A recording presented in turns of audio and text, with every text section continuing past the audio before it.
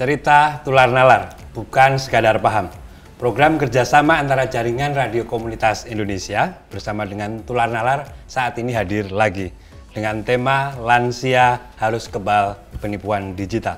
Bersama saya Sinam Sutarno yang akan ngobrol serta mengulas beberapa tema permasalahan literasi digital khususnya bagi warga lansia bersama narasumber-narasumber terpilih. Pemirsa dan pendengar, sahabat Tular Nalar, berangkat pada pokok persoalan yang melanda masyarakat lansia, yakni keterbatasan dalam mengakses menggunakan perangkat digital. Tular Nalar bersama dengan Jaringan Radio Komunitas Indonesia hadir untuk membantu masyarakat lansia dalam mensiasati permasalahan literasi media khususnya ranah digital yang banyak melanda masyarakat saat ini. Salah satu kasus permasalahan yang sering terjadi adalah penipuan digital. Apa itu penipuan digital? Bagaimana ciri-cirinya dan bagaimana mengatasi penipuan digital tersebut? Kita akan ulas bersama dengan Mas Giri Lumakto, tim Tular Nalar yang saat ini sudah hadir bersama kita. Selamat datang Mas Giri. Halo Mas Sinam. Gimana kabarnya Mas? Sehat? Alhamdulillah sehat Mas Sinam. Sehat Mas Sinam? Alhamdulillah sehat. Ya Mas Giri. Mas Giri mungkin bisa cerita kepada pendengar dan pemirsa Tular Nalar. Aktivitas Mas Giri di Tular Nalar itu apa saja? Baik, terima kasih Mas Sinam. Halo pendengar dan pemirsa semua. Salam kenal, saya Giri Lumakto. Saya adalah tim kurikulum dari Tular Nalar. Tular Nalar sendiri sudah berjalan sejak 2020 dan saat ini kita menargetkan audiens kita untuk warga lansia. Dan untuk saat ini kita sedang menggalang beberapa kolaborasi dan dengan tim JRK ini yang luar biasa dengan Mas Sinam yang selalu mendukung dari kita dari tahun 2020 saat ini mencoba memberikan edukasi juga pemahaman terhadap penipuan digital dan beberapa isu-isu lain nanti yang kita akan bahas. Dan di tim Tular Nalar sendiri kita sangat terbuka dan mudah-mudahan rekaman ini, video ini juga bisa sangat bermanfaat buat para pemirsa dan pendengar Mas Sinam. Baik, terima kasih Mas Giri. Jadi ini tim kurikulum yang saya kira sangat kredibel untuk berbicara bagaimana mengatasi atau melawan penipuan digital. Mas Giri, pernah ada peristiwa begini Mas. Jadi tetangga kami bernama Ibu Anita seorang lansia umur 64 tahun. Dengan kondisi anaknya itu sedang kuliah di Jogja. Tiba-tiba di malam hari ditelepon gitu terus mengabarkan bahwa anaknya terlibat dalam kejahatan narkoba. Akhirnya kan si ibu panik dan si penelpon ini kemudian minta uang, sejumlah uang dan ya akhirnya dikirim uang itu ke pada si penipu dan kemudian dicek lama-lama ternyata benar ini adalah penipuan. Jadi si Ibu Anita ini sedang ketipu. Apakah kasus ini termasuk penipuan digital, Mas? Baik, mungkin ini adalah salah satu modus dan yang sering terjadi juga kasus ini di banyak tempat, bukan mungkin bisa di Jakarta, di banyak tempat dan mereka memang menggunakan telepon krisis keluarga seperti ini untuk mengecoh kita yang khawatir orang tua juga mungkin anaknya yang mungkin terkena narkoba, juga ada yang kecelakaan kalau tidak salah, juga ada yang ditangkap polisi karena dijebak sebagai pengedar narkoba dan lain-lain, banyak modusnya. Dan ini salah satunya ya Mas, model-model penipuan digital. Sebenarnya banyak juga model-model atau tipe atau modus dari jenis-jenis penipuan digital bisa kita lihat. Ada juga model spam call. Spam call itu telepon terus-menerus. Biasanya memang itu untuk biasanya penipuan-penipuan ini menawarkan bonus, menawarkan pulsa, data dan pinjaman juga. Kemudian juga ada yang bentuknya SMS yang mungkin ada penipuan seperti Anda mendapatkan uang dari BPJS atau mungkin jam sostek dan lain-lain yang sudah sering terjadi. Mungkin juga ada yang dapatkan mobil kalau nggak salah. Kemudian juga ada bentuknya email yang mirip dengan SMS, dia menyertakan beberapa situs resmi yang biasanya juga abal-abal. Kemudian yang terbaru nih Mas, ada juga yang bentuknya menggunakan chat WhatsApp nih. Orang Indonesia kan sering nih dan sangat telaten dan mungkin setiap hari mungkin waktunya dihabiskan di WhatsApp menggunakan chat WhatsApp. Biasanya menawarkan bonus, ada juga mungkin dari e-commerce seperti Shopee, Bukalapak, Tokopedia, menawarkan bonus-bonus atau hal-hal yang menggiurkan, dan biasanya juga chatnya menggunakan dalam tanda kutip ya brand-brand atau logo-logonya, atau bahkan orang yang mungkin kita tidak kenal tapi biasanya fotonya rupawan, dan biasanya memang mereka mengiming-imingi, kemudian menawarkan juga.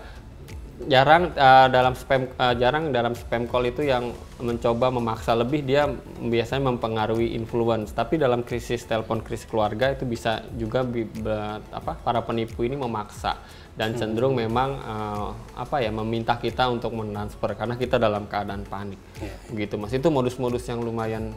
Jadi walaupun namanya penipuan digital, SMS itu juga bagian dari jadi memang semua medium yang ada gitu. Ya, perangkat-perangkat telekomunikasi yang kita gunakan itu sebenarnya sangat rentan digunakan oknum-oknum tidak bertanggung jawab ya Mas untuk melakukan penipuan. Baik. Banyak medium yang digunakan untuk penipuan digital dan kemudian yang disasar korbannya banyak orang. Tapi begini Mas, mengapa penipuan digital itu lebih banyak menyasar dan yang jadi korban itu para warga lanjut usia? Baik. Ini tidak mengesampingkan warga lansia, mungkin juga sering terjadi pada anak remaja atau mungkin orang-orang dewasa. Tapi memang yang kita anggap sebagai orang yang rentan secara digital, yaitu warga lansia yang baru pertama kali mungkin mengenal dunia chat, Facebook dan lain-lain. Juga mungkin mereka hidup di era analog ya Mas istilahnya. Bagaimana telepon itu diputar dan seterusnya. Beda dengan yang sekarang telekomunikasi. Mendadak digital. Dan mungkin juga ada istilahnya namanya digital immigrant, bahwa mereka memang sangat baru, beda dengan anak-anak yang sekarang terbiasa. Sebenarnya ada 3 faktor yang menghambat atau menjadi menjadi pintu masuk kerentanan mereka terhadap penipuan digital. Yang pertama adalah faktor intrapersonal. Jadi intrapersonal lebih ke dalam diri. Jadi orang-orang yang yang masuk ke dalam kategori lansia itu biasanya khawatir merusak atau tidak bisa mengakses perangkat digital atau mungkin connect ke internet menggunakan wifi. Mereka khawatir gitu karena mungkin perangkat digital kita tahu mahal Mas, tidak sembarangan orang mungkin bisa beli sehari-hari, dan itu juga menjadi hambatan. Yang kedua faktor struktural. Jadi ada hambatan bahwa dia tidak bisa mengkomunikasikan hambatan-hambatan atau keterbatasan beliau dalam menggunakan perangkat. Nah, misalnya dengan keluarganya, dengan anaknya mungkin merasa anaknya sibuk, atau caregiver atau orang-orang yang merawatnya juga terlalu fokus untuk merawat kesehatan juga sibuk, dan pada akhirnya disimpan sendiri, itu juga menjadi hambatan faktor lain. Dan terakhir adalah fungsional Mas. Jadi fungsional ini mungkin lebih kepada pemahaman teman-teman warga lansia terhadap fitur-fitur teknologi. Jadi tidak bisa connect internet, tidak bisa login ke Facebook, chatnya tidak bisa mencegah orang-orang mengundang ke grup-grupnya, itu juga hambatan-hambatan yang terkait fungsi fungsional. Jadi fitur-fitur ini. Jadi 3 faktor tadi, yang pertama intrapersonal kepada diri sendiri, kekhawatiran dia, kemudian struktural, support sistemnya yang mendukung beliau warga lansia untuk menggunakan secara bijak perangkat digital, dan terakhir adalah faktor fungsional, bagaimana fungsi fitur-fitur teknologi ini sangat maju, dan pada akhirnya teman-teman warga lansia ini kadang kebingungan juga bagaimana login, bagaimana menyetel kamera, bahkan mungkin menelpon video call juga agak bingung dan seterusnya. Itu Mas, 3 artinya faktor memang itu. Salah satu sebabnya juga orang-orang di sekitarnya itu membiarkan ya. Iya benar, terlalu silakan berinteraksi digital sendiri, padahal budayanya masih analog. Benar. Tiba-tiba masuk di ruang digital dan kaget. Betul. Untuk tidak mengatakan gagap sebenarnya. Iya betul Mas. Baik, Mas, lalu ini kan bahayanya sudah kita ketahui bagaimana kemudian ketika lansia kena penipuan di ruang digital itu. Lalu apa Mas cara yang tepat untuk menghindari agar lansia bisa terhindar dari penipuan digital itu? Baik, sudah barang tentu warga lansia harus memiliki support system nih. Support system artinya orang sekelilingnya yang juga mendukung. Jadi jangan dibiarkan begitu saja teman-teman warga lansia ini berkomunikasi, berinteraksi atau bahkan berkolaborasi yang mungkin dalam tanda kutip negatif ya. Bisa saja hal-hal yang kita tahu di dunia digital yang bisa positif juga bisa negatif. Kemudian tentunya warga lansia harus bisa terus berkomunikasi, kemudian juga kalau bisa pun harus bisa menciptakan lingkungan yang sportif, terutama dengan support sistemnya. Dan dalam penipuan digital sudah barang tentu hati-hati dengan hal-hal yang mengiming-imingi bonus, mengiming-imingi token pulsa dan lain-lain. Juga hati-hati dengan rayuan-rayuan melalui chat dan atau mungkin telepon atau mungkin pinjaman-pinjaman yang menggiurkan dengan bunga-bunga yang rendah atau mungkin tawaran investasi dengan bunga yang tinggi setiap bulan. Kalau misalnya sudah kira-kira tidak masuk akal, sebaiknya dihindari. Kemudian terus mencoba belajar terus, Mas, teman-teman warga lansia, karena mau nggak mau ketika berkomunikasi juga ada hal yang dipelajari dan hal-hal yang bisa diambil maknanya.